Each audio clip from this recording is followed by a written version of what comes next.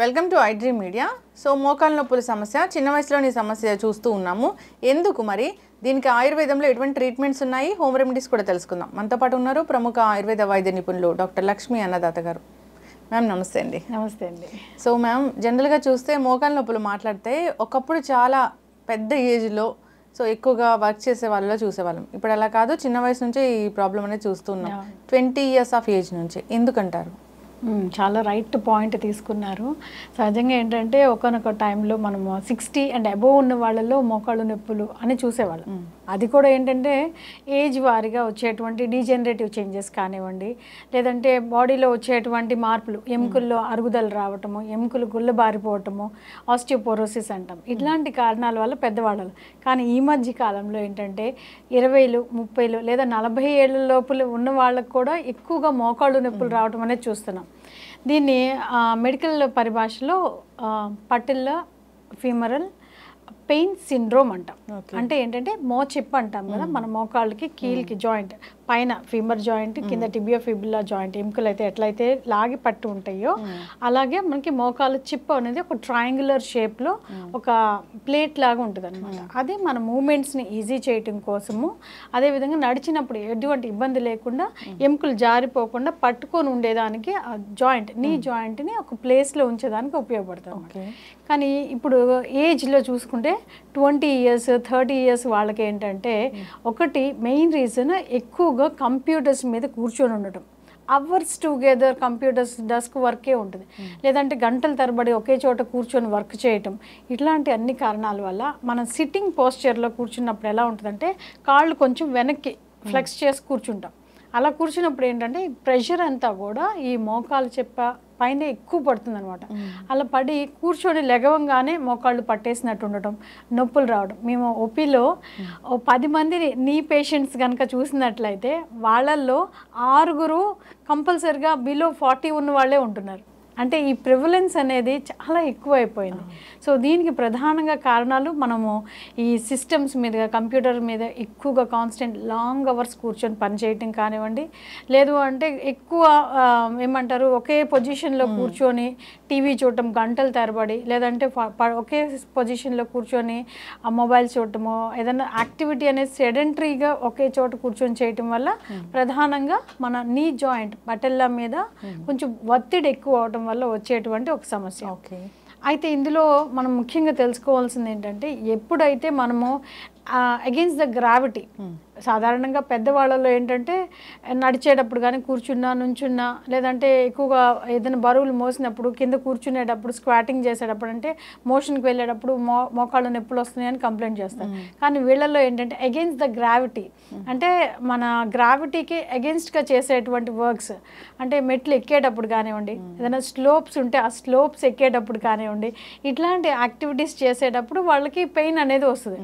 సాధారణంగా ఈ పెయిన్ వచ్చినప్పుడు ఫస్ట్ ఆఫ్ ఆల్ వాళ్ళు గుర్తుంచుకోవాల్సింది ఏంటంటే వాళ్ళు చేసేటువంటి యాక్టివిటీస్లో, డైలీ రోజువారీ చేసేటువంటి పనుల్లో ఇట్లాంటి సెడెంటరీ లైఫ్ స్టైల్స్ ఎక్కువ ఉన్నాయి. అంటే ఒకే చోట కూర్చొని కంప్యూటర్స్ వర్క్ చేస్తున్నామా, లేదంటే టీవీ ఎక్కువ చూస్తున్నామా, ఇట్లాంటివి గమనించుకొని పొజిషన్ కనుక కరెక్ట్ చేసుకున్నట్లయితే ఈజీగా రూట్ కాజ్ అనాలిసిస్ వల్ల మనం ఏ కారణం చేతైతే మనకి పటెల్లా పెయిన్ వస్తుందో ఆ పెయిన్ తగ్గించుకునేదానికి అవకాశం ఉంది. ఇక రెండోది, మనం తీసుకునేటువంటి ఆహారంలో పోషక లోపాలు. ఒకవేళ వైటమిన్ D3 డెఫిషియన్సీ అనేది ఈ మధ్య కాలంలో సర్వసాధారణం అయిపోయింది. అందులో కూడా ఏంటంటే అందరికీ ఏసీ రూమ్లు, స్కూల్కి వెళ్ళే పిల్లలు కూడా ఏంటంటే కాలేజీ బస్సు, స్కూల్ బస్ కూడా ఏసీలోనే ఉంటుంది, ఏసీ క్లాస్ రూమ్స్ ఉంటున్నాయి. సో అలాంటి కారణం చేత వాళ్ళలో సన్ ఎక్స్పోజర్ అనేది తక్కువైపోయింది. సో వాళ్ళకి ఏంటంటే వైటమిన్ D డెఫిషియన్సీ అనేది చాలా ఎక్కువగా చూస్తున్నటువంటి ఒక సమస్య. సో ఎముకలు బాగా దృఢంగా ఉండాలి అంటే వైటమిన్ D అనేది చాలా ఇంపార్టెంట్. ఎప్పుడైతే మన శరీరంలో వైటమిన్ D అనేది సమృద్ధిగా ఉంటుందో అప్పుడే కాల్షియం మాలిక్యూల్స్ అన్నీ కూడా ఈ వైటమిన్ Dకి జతలో చేరటము, అవి వెళ్ళి బోన్స్, ఎక్కడైతే బోన్ పెరుగుదల ఉన్నాయి లేదా బోన్ అరుగుదల ఉంది అక్కడ రిపేర్ చేయడానికి కానివ్వండి, సెల్ రిజ్యూనేషన్కి కానివ్వండి ఉపయోగపడుతుంది. సో అందువల్ల కాల్షియం డెఫిషియన్సీ, దాంతోపాటుగా వైటమిన్ D డెఫిషియన్సీ ఉందా అనేది కూడా మనం చూసుకోవాల్సిన అవసరం ఉంది. సాధారణంగా వీళ్ళలో ఒక ప్రత్యేకం ఏంటంటే ఏదైనా నొప్పి వచ్చింది, మోకాళ్ళు నొప్పి వచ్చింది, డాక్టర్ దగ్గరికి వెళ్ళారు, ఫస్ట్ ఎక్స్రే డాక్టర్ సజెస్ట్ చేస్తారు. వెంటనే రిపోర్ట్స్ చూస్తే రిపోర్ట్స్లో అంత నార్మల్గా ఉంది అంటారు.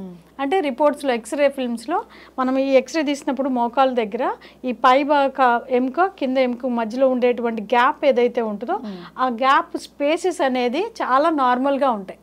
కానీ అదేవిధంగా బోన్కి ఏదైనా ఆస్టియోఫైట్స్ గ్రోత్స్ అంటాం, ఎముక పెరిగింది అంటాం, లేదంటే ఎముక అరుగుదల అంటాం, లేదా ఎముక ఇన్ఫెక్షన్ ఏదైనా వచ్చిందని, ఇట్లాంటి లక్షణాలు ఏమి కూడా మనకి ఈ ఎక్స్రే రిపోర్ట్స్లో కనిపించవు. అయినా సరే వీళ్ళకి నొప్పి వస్తూనే ఉంటుంది.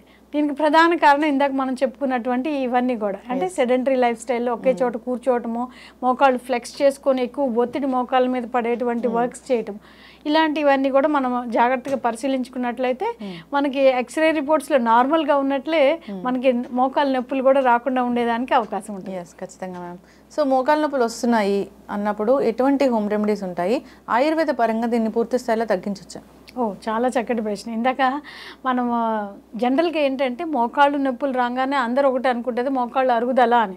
ప్రతిదానికి కూడా మోకాళ్ళు అరుగుదల అవసరం లేదు. మన మోకాలు జాయింట్ అనేది బాగా టైట్గా ఉండాలి, చక్కగా నడవాలి అంటే మనకి తొడ కండరాలు, అదేవిధంగా మోకాలు కింద పాదం దగ్గర పిక్క కండరాలు అంటాం కదా, ఈ పిక్క కండరాలు కూడా బాగా స్ట్రాంగ్గా ఉండాలి.